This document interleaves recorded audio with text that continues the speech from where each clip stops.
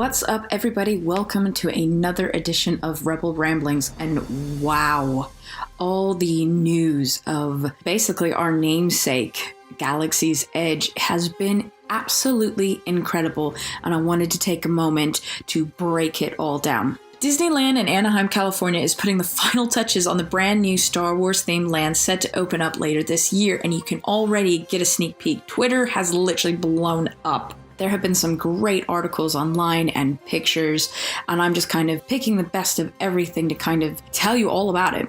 All sources and links will be found in the description down below. So let's break it down. The park is set in the planet of Batuu, and here you will find the Black Spire Outpost opening in California's Disneyland Resort in the summer of 2019 and Florida's Walt Disney World Resort in the fall of 2019. Guests can mingle with aliens, droids, smugglers, traders, and adventurers. Of course, down the line, you're going to see some familiar faces, including Rey, Finn, Poe, BB-8, and Chewbacca, just to name a few.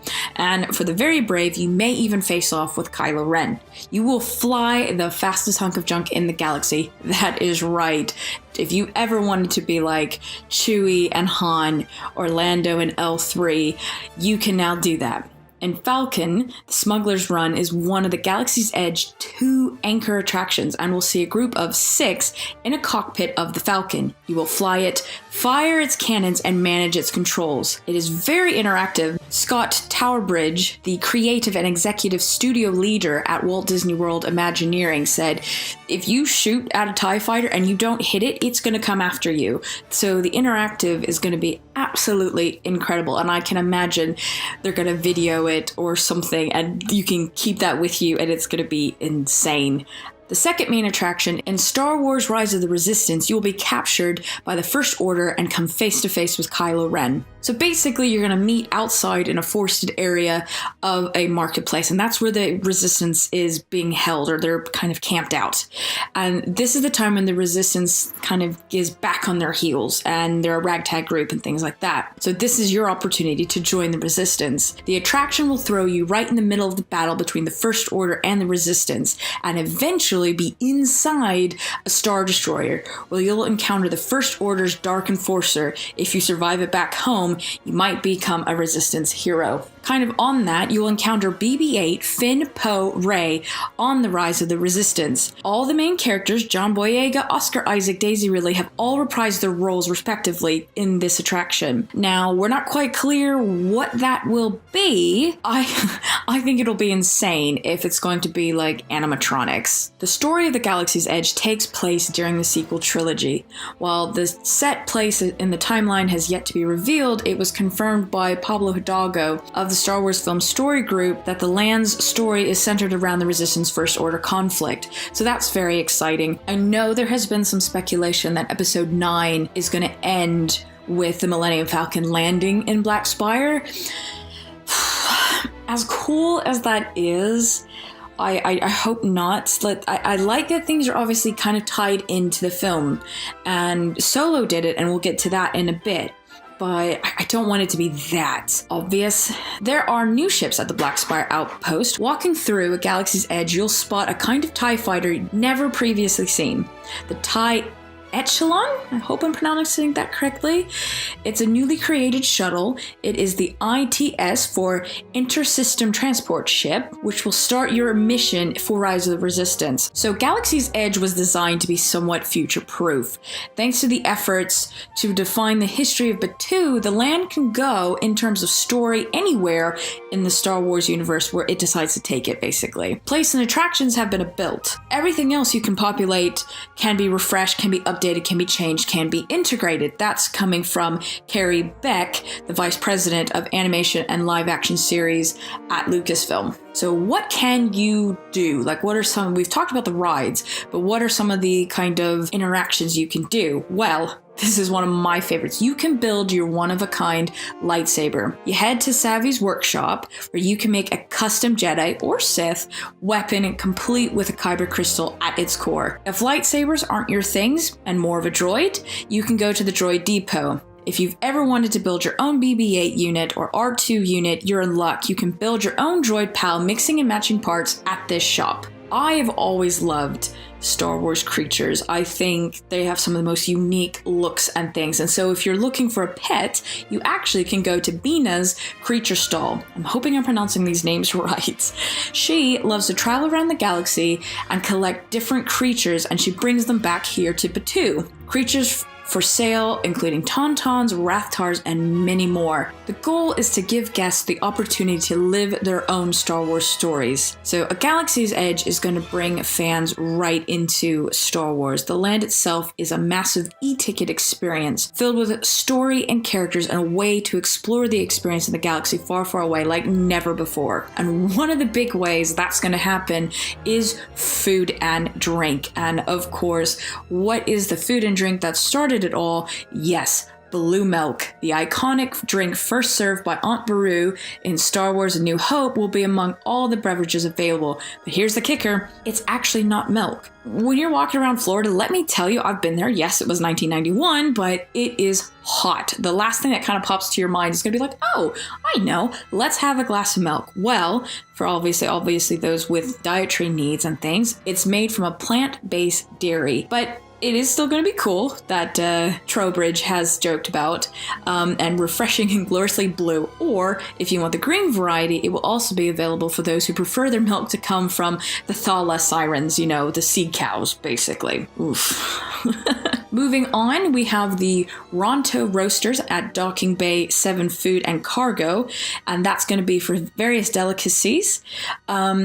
The eateries will feature in-universe food and drink. So that is including, as just mentioned, Docking Bay 7 Food and Cargo Fried Endorian Tip Yip. Say that 10 times fast. Which is basically fried chicken with roasted vegetables, mashed and herb gravy, which actually that sounds really nice. Ronto's Roasters Ronto Wrap is filled with spiced grilled sausage and roasted pork, and wait for it, Rebel fans, Melurian juice. Again, I'm hoping I'm pronouncing this right. Now, this is when I don't watch Rebels, but I have heard of this little animal, and this is what I think is one of the most adorable things. There are Lothcats. If you don't know what a Lothcat is, there was a great little episode of Forces of Destiny where Jyn Erso is trying to save a Lothcat from stormtroopers trying to take it away and things like that. And they're cute. And I remember at Star Wars Celebration, it was one of the exclusive things that you could get.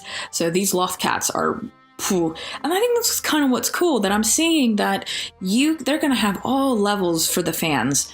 Kind of keeping in the theme, a lot of the souvenirs and toys are very much in Galaxy as well. So there's a toy shop run by a female toydarian, Zabaka, and its items look and feel like they were made from a galaxy far, far away. So what they've said is one of our mantras is if it doesn't feel like it would be home in the movie, it shouldn't feel like it's at home in the land. So that includes the plushies of the Star Wars heroes, musical instruments which we can play, preloaded with in-universe music, trinkets like wood-carved Connors. None of them will come in packagings because on Batuu, toys are homemade. So that's really cool. I'm very curious, obviously this is very down the line, how they're going to scan the prices and things. I don't know, obviously, yeah. Moving on, if you've ever wanted to be a Jedi, now you can dress the part. Black Spire's Outfitters is a clothing boutique that will offer Jedi attire that can mix and match and much more. I'm really digging. I actually really like the female adult. Like, she has a Kylo Ren hilt, and yeah, I'm loving this. Upon entering Galaxy's Edge, your phone will transform you into your own inverse datapad.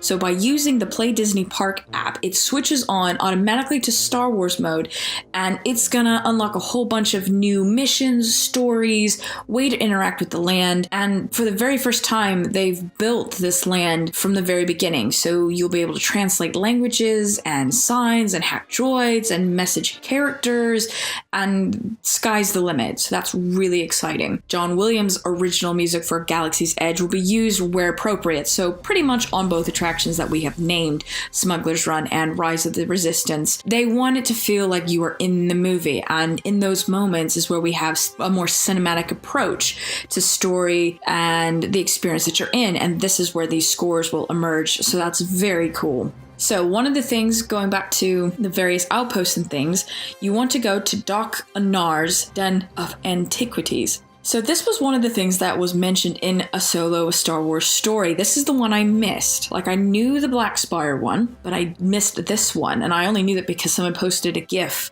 on Twitter the other day, and I was like, oh, okay. But yes, Doc Onar's Den of Antiquities is where the Ithorian gatekeeper is on the black market of Batuu. His shop promises to be filled with treasures from across the galaxy, including holocrons, stone carvings of Jedi warriors, and more rare artifacts. You can even find Doc himself, probably at his desk, checking his inventory and taking incoming calls and barking orders at his assistants, which I have a feeling, again, is going to be one of those amazing animatronics. Hondo Anaka is coming to life. The shady Weequay pirate and a fan favorite is now a complex audio animatronics figure at Black Spire Outpost. There's a great video showing just how advanced animatronics come, and the way he moves is just surreal. And this is why I'm almost wondering if this is what's going to happen with Finn and Rey and things like that, because wow, I mean, they did it with Captain Jack Sparrow as an animatronic, so I mean, this is just, it looks amazing.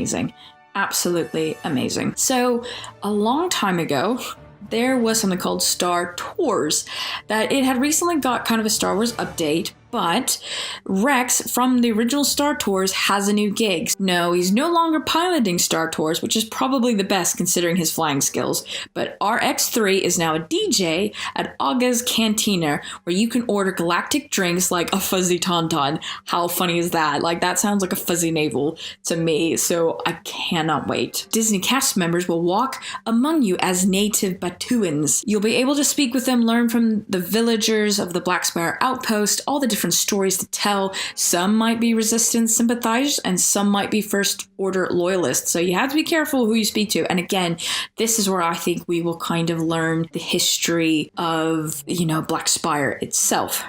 And then some of these villagers will have ponchos and vests, and it looks very cool. And it looks like these costumes can be multi-season and things, because I do feel for those. I have a couple friends who are cast members and it can get quite hot. Let me know, guys, in the comments what you're really excited about. Like, I knew I was gonna like Galaxy's Edge. I mean, it's our namesake again, postcards from the Galaxy's Edge, but I cannot wait. And it's one of those, I'm gonna have to save up a small fortune, because I totally want a droid, totally want a lightsaber. I'm totally getting me a little Wampa or Tauntaun. Yeah, it's just really exciting, and it really sounds like they've put a lot of thought and effort into it, and I'm very excited to see what comes out of this. But all my sources and pictures and things will be linked in the descriptions down below. If you liked this, please hit that like and subscribe button, and you can follow me on various social media platforms. All the links in the description down below, and I will speak to you guys next time.